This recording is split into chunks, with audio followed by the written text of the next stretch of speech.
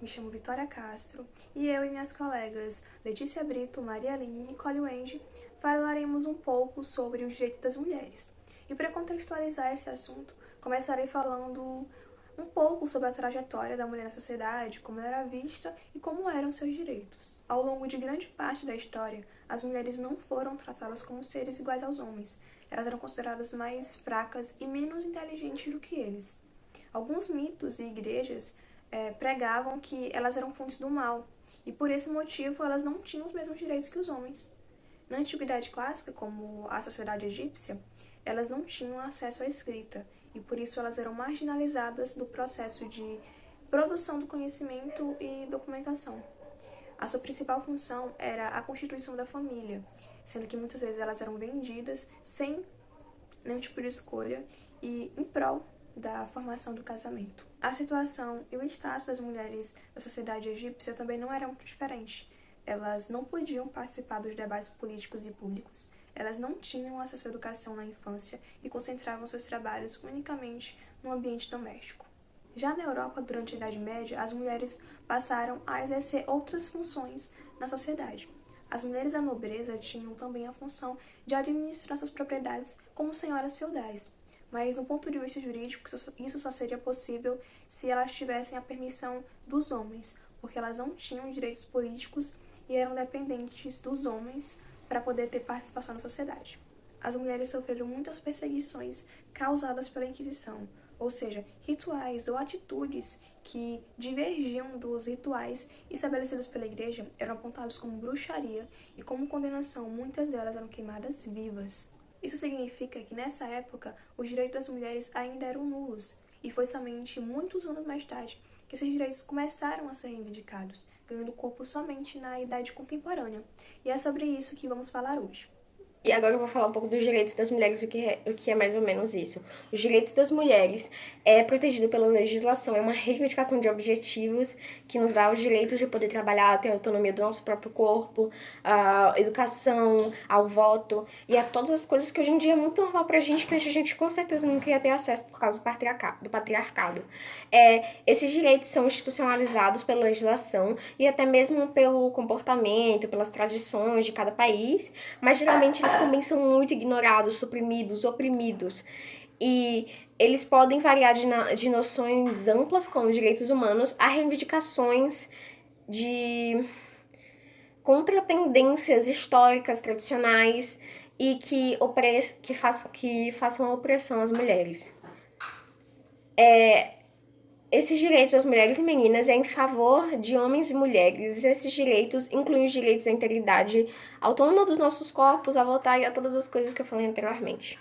O direito à vida é o direito da gente poder viver, o direito da gente poder simplesmente respirar, já que muitas mulheres passam pela violência doméstica e suas vidas são tiradas pelos nossos próprios parceiros conjugais. Também o segundo direito que eu vou apresentar aqui é o direito à liberdade e à segurança pessoal. É o direito a você ter a sua expressão, ter a sua própria liberdade de vivência. E muitas mulheres são reféns dos seus próprios parceiros em um tipo de cárcere privado e em relacionamentos abusivos. Esse direito nos ajuda a sair desses relacionamentos e a poder ter maior autonomia. Existe também o direito à igualdade e a estar livre de todas as formas de discriminação, porque é um direito que frequentemente é tirado da gente. Frequentemente nós mulheres somos humilhadas, inferiorizadas, assediadas, tanto na vida real quanto na internet, no mundo digital. E esse direito nos ajuda a poder trazer justiça a esses atos e poder fazer com que eles pelo menos aconteçam menos. O direito à liberdade de pensamento. Ele já foi muito mais, como posso dizer, inferiorizado, banalizado, mas esse direito é muito importante, pois ele nos ajuda a percorrer um caminho que ajuda a gente a se manifestar, poder expressar nossa opinião, interagir, influenciar. Ajuda a gente a muitas vezes exercer o direito de se posicionar digitalmente e presencialmente. E o direito à saúde a informação e a educação, o direito de poder estudar, de poder promover um currículo acadêmico para nós mesmas, um direito da gente poder ir e buscar o nosso próprio conhecimento. Esse direito é uma coisa que antes nós não tínhamos, porque muitas mulheres não podiam entrar em academias, não podiam ter um currículo acadêmico e não podiam se promover nessas áreas.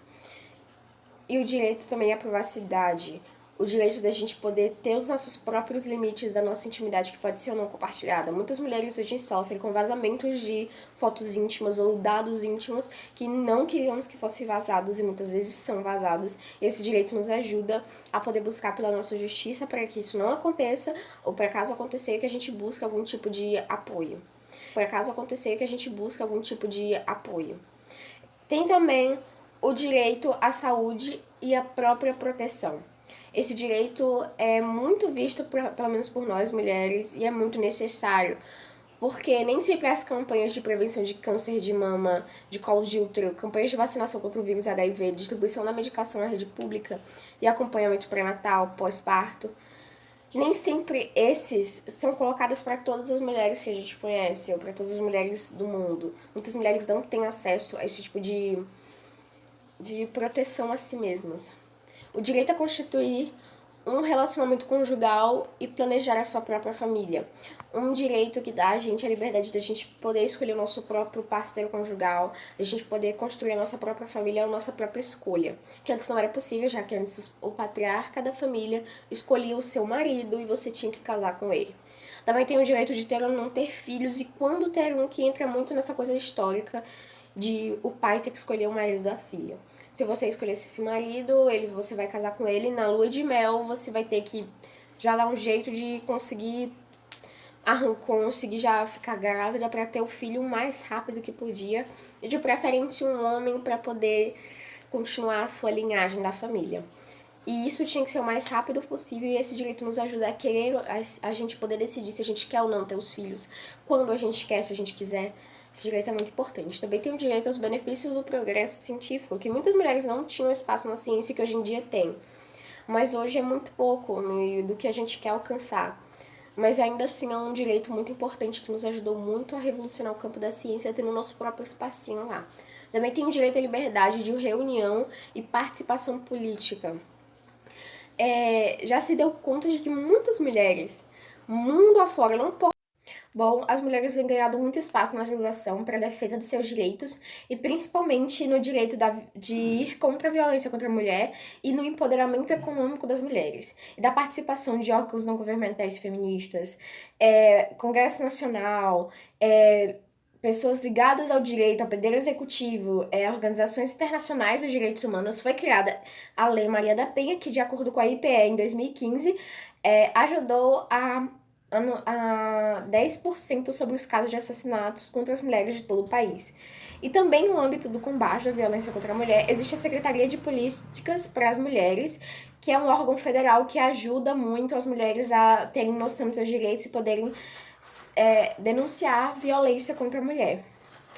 A Central de Atendimento à Mulher em Situação de Violência, que tem o 180, que recebe as denúncias de violência, reclamação sobre os serviços de rede de atendimento à mulher e orienta sobre os seus direitos sobre a legislação vigilante. E um programa que muitas vezes é encarado como puro assistencialismo, mas que ajuda muito no empoderamento econômico das mulheres, é o Bolsa Família, que é a liberdade da ditadura da miséria e do controle masculino familiar amplo sobre seus destinos.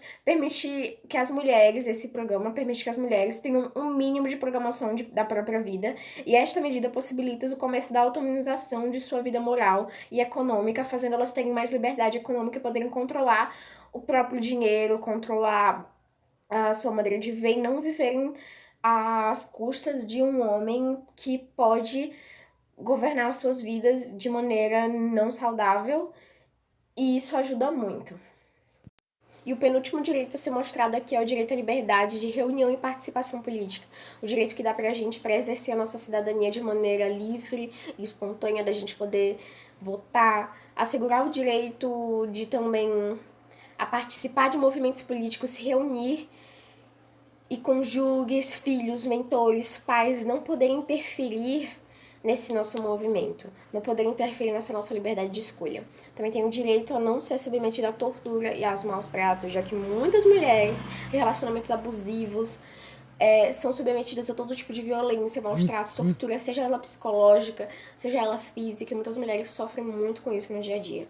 Esse direito nos ajuda a buscar por justiça por essas mulheres e também buscar que esse tipo de coisa não aconteça. Hoje vou explicar para vocês sobre os temas atuais que as mulheres lutam.